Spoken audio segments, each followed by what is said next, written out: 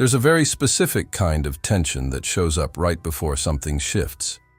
Not exactly stress, not exactly fatigue, more like the structure of your reality starts to feel less solid than before. Plans that once seemed stable begin to wobble. Certainties lose their sharpness. Things that used to make sense suddenly feel slightly out of alignment, and the automatic interpretation is usually simple. Something must be going wrong. But what if it isn't? What if that instability isn't a mistake, but an adjustment? Across physics, biology, and complex systems, there's a recurring pattern. Before a system reorganizes at a higher level of coherence, it often passes through a phase of instability. On the surface, it looks like disorder. At a deeper level, it's recalibration. When an old structure can no longer sustain the level of energy moving through it, it begins to loosen, not as punishment, as preparation. So if something in your life feels like it's losing stability right now, it might not be collapsing. It might be reorganizing. And that distinction matters, because the moment right before meaningful change rarely feels like progress. It usually feels like loss of control. But control and coherence are not the same thing. Sometimes control has to soften so coherence can emerge, and understanding that difference changes how you move through the process. In the next part, we'll explore what actually happens in the field when reality begins to shift, and why what looks like chaos often precedes creation. There's a principle observed across physics and complex systems that helps explain these moments of instability. Before a new form emerges, the field often enters a state of possibility. In quantum physics, particles don't behave as fixed objects until they're observed. They exist as probability waves, multiple potential outcomes coexisting simultaneously. Observation, attention, or measurement leads to what's called wave function collapse, where one possibility becomes concrete experience. But there's a detail that rarely gets emphasized. Before collapse, there's uncertainty. Before definition, there's apparent disorder. A transitional interval where the old form hasn't fully dissolved and the new one hasn't stabilized yet. In human experience, that interval is often interpreted as a problem. But many times, it's actually a phase of reorganization. When internal perception shifts, identity, emotional regulation, priorities, clarity, external structures often need time to recalibrate. Relationships adjust. Opportunities change shape. Plans pause or redirect. Not necessarily because something failed. Sometimes because coherence has shifted. And coherence isn't just about effort. It's about alignment between internal state and external direction. There's also an important nuance here. Focus isn't the same as control. In quantum observation, defining a possibility doesn't mean forcing a specific outcome. It means maintaining enough presence for one of many potentials to crystallize. In daily life, this translates less into pushing and more into clarity. Less manipulation, more stable attention. When clarity increases, reality tends to reorganize around it. Not always immediately, not always comfortably, but often consistently over time. So periods of apparent chaos don't always signal regression. Frequently, they signal transition. A field letting go of one pattern so another, more coherent one, can take shape. In the next block, we'll bring this closer to everyday experience. How this recalibration shows up emotionally, relationally, and practically when a shift is already underway. When this kind of reorganization begins, it rarely announces itself clearly. It usually starts subtly, small misalignments, conversations that don't flow quite the same. Plans that once felt stable begin to stall. And internally, there's often a quiet sense that something is shifting, even before there's visible proof. The common reaction is to fix it quickly, adjust the plan, push harder, try to restore the previous sense of control. But sometimes, nothing is actually broken. Something is simply recalibrating. When internal identity starts changing, even gradually, external reality doesn't update instantly. There's usually a transitional period where the old pattern hasn't fully dissolved and the new one hasn't fully formed. That in-between space often feels like confusion. From a systems perspective, it's adjustment. Relationships may enter a review phase. Priorities shift without conscious planning. Goals that once motivated you lose intensity, while new interests begin to surface without a clear explanation. This isn't necessarily emotional instability. It can be coherence rebalancing. The human brain prefers predictability. Stable patterns reduce perceived threat and conserve energy. When those patterns shift, the nervous system can interpret it as risk, even when the direction is positive. That's why certain questions arise. Am I making the wrong move? Did I lose something important? Why does what used to work now feel heavy? These questions don't signal weakness. They often signal transition. Another subtle indicator is time perception. Days may feel slower, denser, or slightly unreal. Decision-making can require more reflection than usual. This happens because internal reference points are updating. It's similar to adjusting a camera lens. During refocus, the image briefly destabilizes before clarity improves. The instinct is often to resist that adjustment. To restore familiarity, to regain immediate certainty. But much of the discomfort doesn't come from change itself. It comes from resisting it. When resistance softens, something interesting tends to happen. The apparent chaos begins revealing direction. Conversations align more naturally. Ideas clarify. A quieter sense of internal coherence starts forming. And that's usually when the next stage begins. In the next block, we'll explore a concept from systems theory that describes exactly this moment. The bifurcation point, where an existing structure can no longer sustain its previous form and must evolve. In systems theory, there's a concept known as the bifurcation point. It describes the moment when a system under increasing pressure can no longer maintain its previous structure. From that point forward, only two paths remain: collapse into a simpler form, or reorganize into a more complex and coherent one. What determines the outcome isn't chaos itself. It's the system's ability to integrate that pressure. This principle appears in biology, climate systems, fluid dynamics, even galaxy formation. And it also appears in human consciousness. When perception deepens, when emotional regulation stabilizes, when clarity about identity or direction increases, the old psychological structure may no longer sustain that level of internal coherence. Beliefs begin to loosen. Old coping strategies stop working the same way. Narratives that once defined identity start to feel incomplete. This is often misread as instability, but structurally, it can be evolution. A system doesn't reorganize because it failed. It reorganizes because it outgrew its previous configuration. There's an important detail here. Before a new order emerges, systems often display chaotic behavior.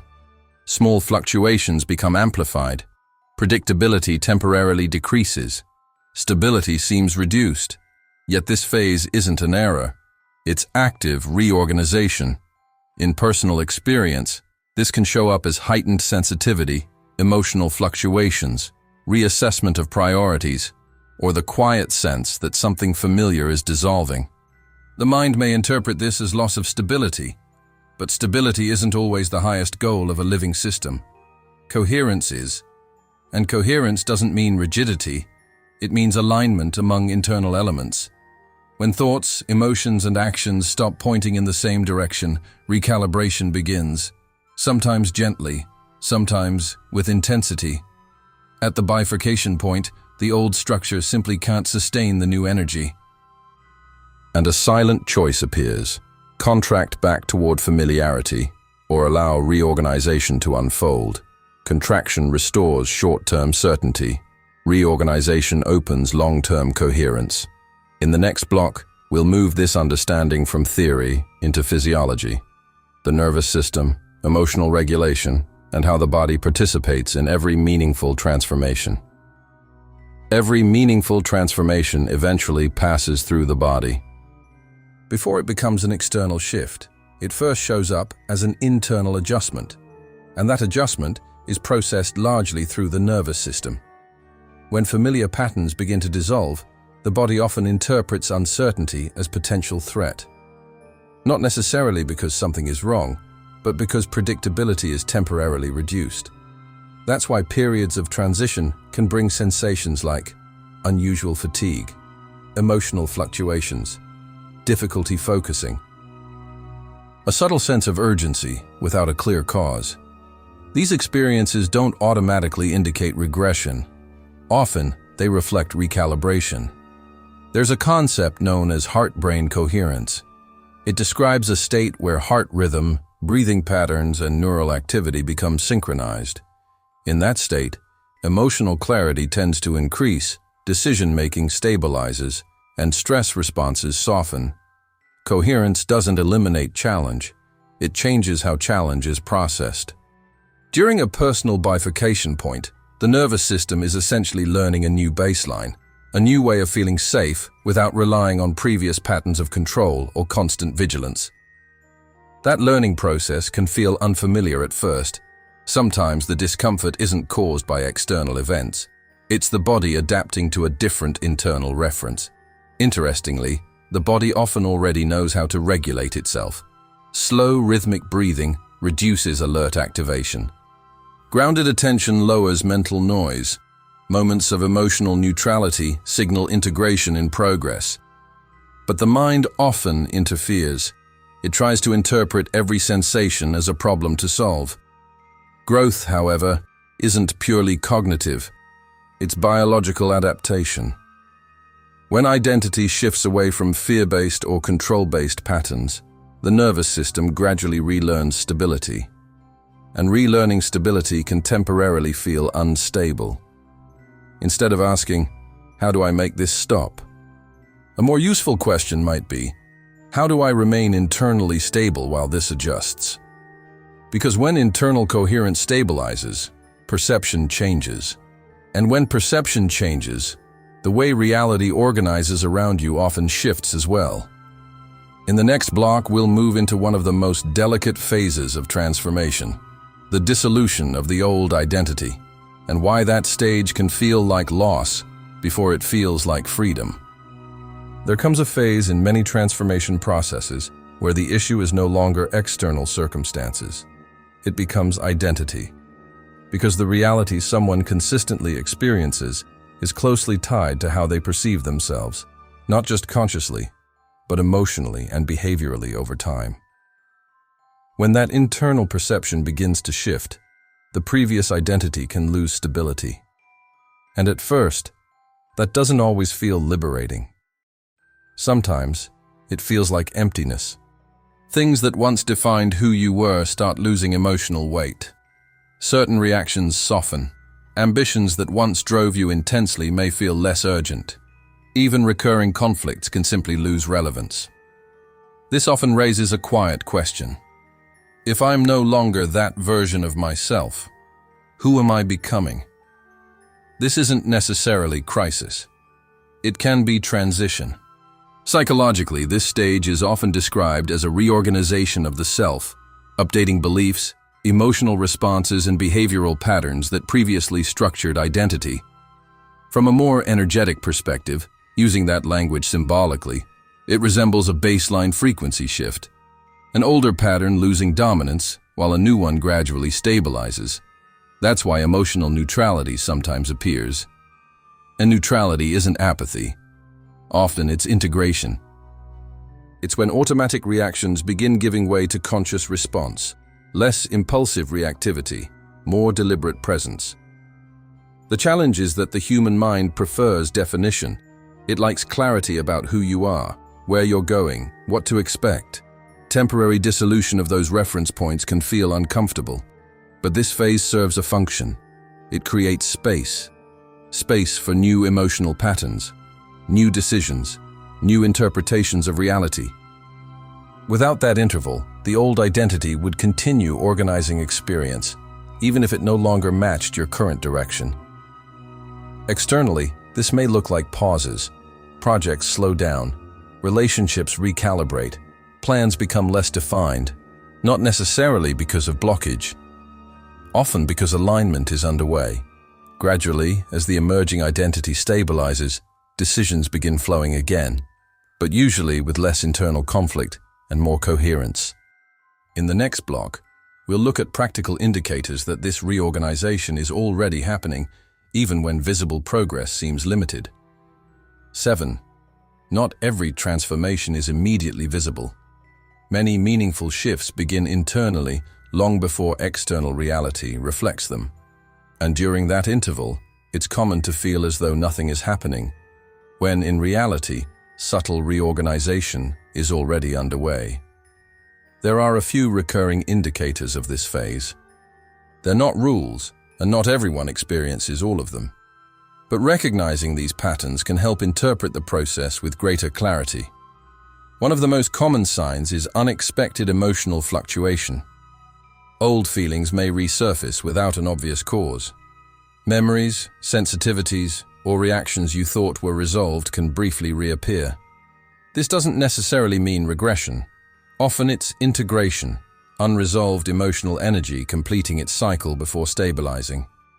Another sign is an increase in subtle synchronicities, conversations happening at the right time, information appearing without deliberate search, themes or symbols repeating in different contexts. These don't always translate immediately into concrete outcomes, but they often indicate heightened awareness and shifting perception. A third indicator is spontaneous detachment. Certain habits, relationships, or goals simply lose emotional pull. Not because of forced discipline, but because resonance changes naturally. Initially, this can feel unsettling, but it often creates space for new alignment. You may also notice a reordering of priorities. Things that once felt urgent lose intensity.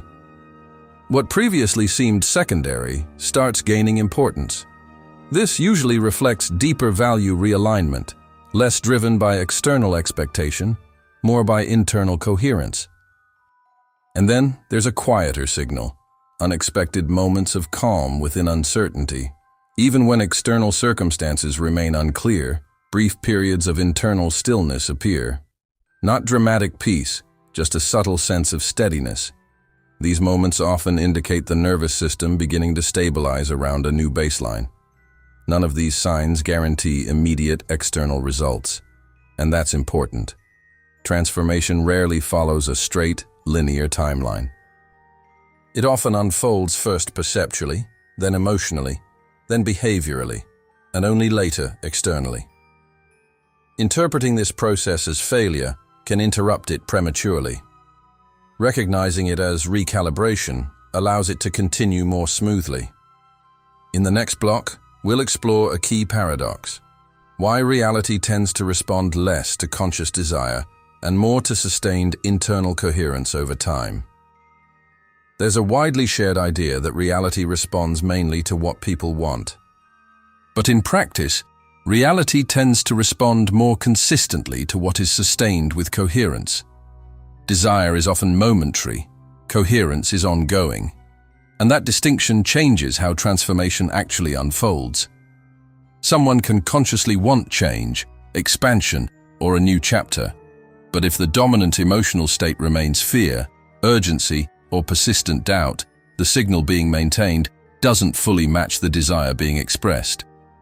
And systems, whether psychological, biological, or environmental, tend to stabilize around consistent signals. Coherence means alignment between thought, emotion, and behavior. When these elements point in the same direction over time, patterns begin to stabilize. And stable patterns tend to generate outcomes consistent with that stability. This isn't about forcing positivity or suppressing discomfort. It's about reducing internal contradiction. When the internal state stabilizes, perception changes. Decisions become clearer, interactions shift subtly, and external results often follow those shifts gradually. The paradox appears here. The more someone tries to tightly control the how and when, the more perception narrows. Possibilities outside the expected route can be missed simply because attention is fixed on a specific outcome. In quantum physics, particles don't follow predetermined straight paths until observation defines them. Multiple potential routes exist simultaneously. Excessive mental rigidity can reduce openness to those alternatives. Coherence isn't rigidity. It's clarity without tension. It means holding direction internally while allowing external form to emerge with some flexibility. During phases of deep transition, effort alone rarely drives change. Stability of internal state becomes more influential than intensity of external action. And often, when pressure decreases, reorganization accelerates naturally. In the next block, we'll explore one of the most delicate stages of this process, the space between what is already dissolving and what has not fully taken shape yet. There's a phase in transformation that rarely gets discussed clearly. It's the interval between leaving an old structure behind and not yet having a new one fully formed. This space is often interpreted as emptiness, but emptiness here doesn't mean absence. It usually means reorganization. When an identity, direction, or emotional pattern stops fitting, it doesn't disappear instantly. There's often a recalibration period where internal references update before external stability returns. During this interval, people frequently notice less identification with the past, less clarity about the future, and a heightened awareness of the present moment. For the mind, that can feel uncomfortable, because the mind prefers continuity, predictability, linear narratives. When that continuity temporarily softens, it can feel like suspension, but suspension isn't stagnation. In many living systems, periods of latency precede significant reorganization. In nature, regeneration often involves phases where visible growth pauses while internal restructuring occurs. Human psychological and emotional systems follow similar rhythms. Culturally, though, pauses are often interpreted as lack of progress, and not every pause is unproductive. Some pauses are structural. They allow new cognitive associations to form, emotional responses to integrate, priorities to reorganize without immediate external pressure. Trying to accelerate this phase artificially can create additional noise, not because action is wrong, but because action without internal clarity often reproduces previous patterns.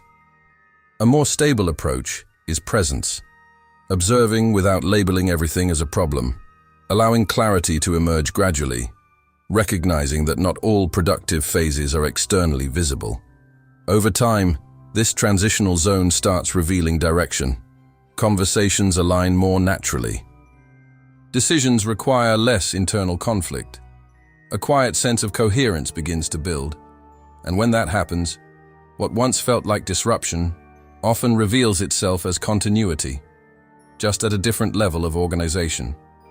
In the next block, we'll introduce a simple stabilizing practice. Not a solution, not a ritual, just a practical way to maintain internal coherence while external reality finishes adjusting. During periods of transition, the mind naturally tries to solve everything at once. More planning, more analysis, more effort. But not every reorganization responds to increased force. Some respond better to stabilized internal state. Here's a simple coherence reset, not a mystical ritual, not a quick fix, just a physiological and perceptual recalibration tool. It takes about 90 seconds. Step 1. Centered breathing. Inhale slowly through your nose for about 4 seconds. Pause gently. Exhale through your mouth for 6 seconds. Repeat this rhythm 3 times. Longer exhales signal safety to the nervous system. They reduce stress activation and lower internal noise. You're not forcing calm, you're allowing regulation. Step 2. Internal framing. Silently repeat a stabilizing phrase such as, "Even this is part of the adjustment." Not as blind belief, as functional perspective. This reframes the experience from "something is wrong" to "something is reorganizing." That shift alone can reduce unnecessary resistance. Step 3. Structural visualization. Imagine the current uncertainty in your life, decisions, emotions, shifting relationships, as particles in motion. At first they appear scattered, unstructured, unpredictable. Then, with each breath, imagine those elements gradually reorganizing, not collapsing into chaos, but settling into new alignment, not controlled, coherent. This visualization isn't about fantasy. It's about replacing the narrative of falling apart with one of falling into place. The goal isn't to eliminate challenge. It's to prevent internal destabilization while change unfolds. When internal coherence increases, perception sharpens. When perception sharpens, decisions improve. When decisions improve, external reorganization becomes more efficient. This is not about surrendering agency. It's about stabilizing signal. In the next block, we'll examine subtle patterns that often interfere with this process, ways people unintentionally reconnect to the old structure, even while consciously seeking change. Even when there is genuine intention for change, subtle patterns can keep someone anchored to an older state, not from lack of capability, often from conditioning. These patterns are usually quiet. They don't look dramatic, but they influence coherence. The first is performing alignment instead of embodying it. This happens when practices, affirmations, or routines are maintained mainly to obtain a result, rather than as a natural expression of an internal state. There's often a subtle tension underneath, a sense of trying to convince reality rather than stabilizing within it. Embodiment tends to be quieter. It shows inconsistency between thoughts, emotions, and actions, even when no one is watching. The second pattern is waiting for evidence before relaxing. The logic sounds reasonable. Once results appear, then calm will follow. But often, internal safety precedes external stabilization. When the nervous system remains in constant alert, perception filters for threat, and decisions reflect that state. Reality often organizes around sustained emotional baselines, not as punishment, as coherence. The third pattern involves overanalyzing the path. Reflection is healthy, but when attention becomes fixed on exactly how something must unfold, perception narrows. Alternative possibilities may be overlooked simply because they don't match the expected route. Complex systems rarely evolve linearly. Adjustment often includes unexpected trajectories. The fourth pattern is remaining emotionally entangled with the old identity. Even when someone wants change, there can be unconscious familiarity with previous roles, especially identities built around struggle, hyper-effort, or constant proving. Familiarity creates comfort, even when it limits growth. This isn't weakness, it's habit. And finally, one of the most common patterns: mistaking discomfort for misalignment. Not all discomfort signals error. Sometimes it signals adaptation. When the nervous system encounters unfamiliar stability or new emotional baselines, it may react cautiously at first. Growth is often a physiological adjustment as much as a psychological one. None of these patterns require force to change. Awareness itself begins adjustment. The moment a pattern is seen without judgment, identification with it usually weakens, and that alone can shift internal coherence. In the next block, we'll bring everything together, integrating these ideas into a broader understanding of how transformation actually stabilizes over time. If we step back and look at everything explored so far, a clear pattern begins to emerge. What often feels like collapse can actually be reorganization. What looks like delay can be recalibration. What feels like loss of control may simply be the old structure loosening so a more coherent one can stabilize. Transformation rarely moves in straight lines. It unfolds in layers. First, perception shifts, then emotional patterns begin adjusting. Identity gradually reorganizes, and only after that does external reality start reflecting the new coherence. Understanding this sequence doesn't eliminate discomfort, but it changes the relationship with it. Instead of reacting to every fluctuation as evidence that something is wrong, it becomes possible to observe the process with more neutrality. And neutrality, as we discussed earlier, often signals integration in progress. The goal isn't to avoid instability. It's to move through it with coherence. Because coherence is what organizes experience over time. When thoughts, emotions, and actions begin aligning more consistently, external systems tend to stabilize around that alignment, not instantly, not perfectly, but gradually and reliably. The impulse to rush the process usually comes from fear of being stuck. Yet true stagnation rarely occurs when awareness remains active.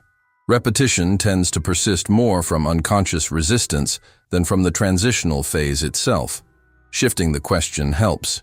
Instead of asking, "How do I make this end faster?"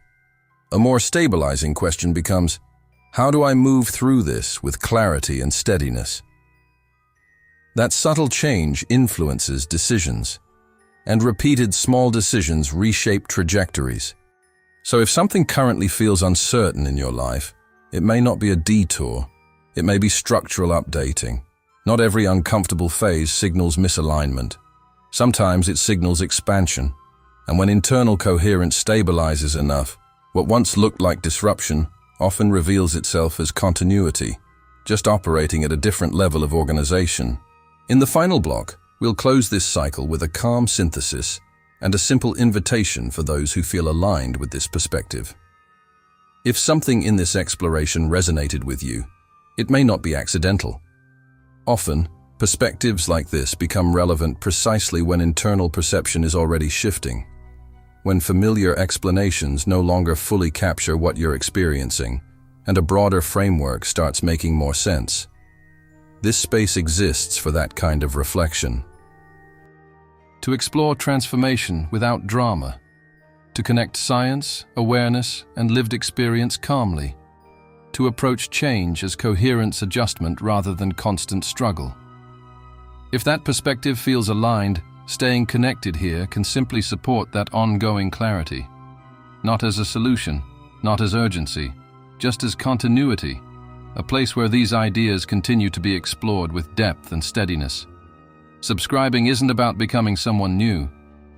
It's often about remembering what already feels true and reinforcing it over time. And before we close, here's a quiet reminder. Not every period of instability signals error. Sometimes it signals reorganization. Not every pause means absence. Sometimes it means integration. And when something in life seems to loosen unexpectedly, it may not be falling apart.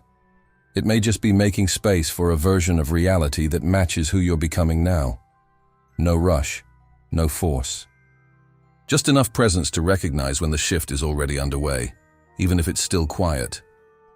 We'll continue exploring coherence, alignment, and the deeper mechanics of transformation in the next conversations here. Until then, stay steady.